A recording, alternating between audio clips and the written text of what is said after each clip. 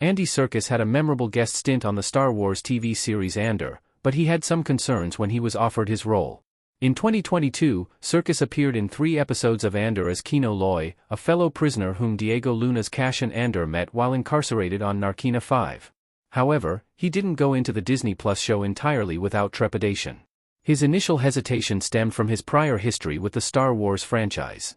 While speaking with Variety, Serkis explained that he was slightly worried that appearing on Andor would be confusing to Star Wars fans because he'd previously played Supreme Leader Snoke in the major science fiction franchise's sequel trilogy.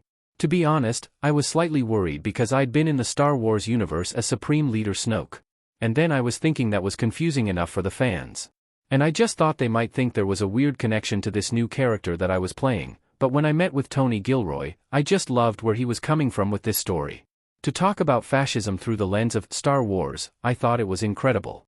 Serkis first appeared in A Galaxy Far, Far Away during The Force Awakens, where Snoke was presented as the master of Adam Driver's Kylo Ren. Though the character has a more significant role in The Last Jedi, he was ultimately betrayed by his apprentice and cut in half. Serkis also had a cameo in The Rise of Skywalker when Palpatine revealed he'd created Snoke as his puppet to lure Ben Solo to the dark side. So when Andor came along, Serkis was worried fans would assume that Kino was connected to Snoke in some way. In the end, he was persuaded by Gilroy, the show's creator, to trust in his vision and take the role anyway. Thankfully, it was quickly made clear that Kino had nothing to do with Snoke as the events of the series unfolded. Instead, Kino functioned as one of the floor managers at the Imperial factory where the prisoners of Narkina 5 were forced to work. Originally, he was adamant that Cassian stick to the strict disciplinary itinerary at the factory. However, after witnessing an elderly prisoner being euthanized shortly before his release, Kino agrees to help him organize a breakout. They successfully pulled off the breakout, but Kino was not among the many who escaped the prison because he couldn't swim. So, presumably, the character either met his demise or spent the rest of his life incarcerated.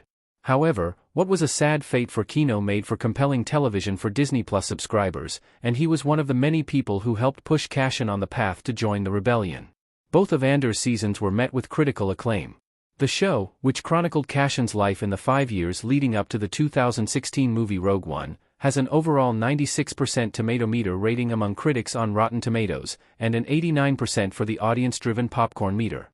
Its accolades include winning 4 Emmys, among 12 other nominations, and a Peabody. Along with his 2 Star Wars roles, Serkis has starred in franchises like The Lord of the Rings, Planet of the Apes, and the Marvel Cinematic Universe. His latest movie, Animal Farm, is now playing in theaters, and his upcoming projects include portraying Edward Braddock in Young Washington, as well as reprising Alfred Pennyworth in The Batman Part 2. Upcoming Star Wars movies include The Mandalorian and Grogu and Starfighter.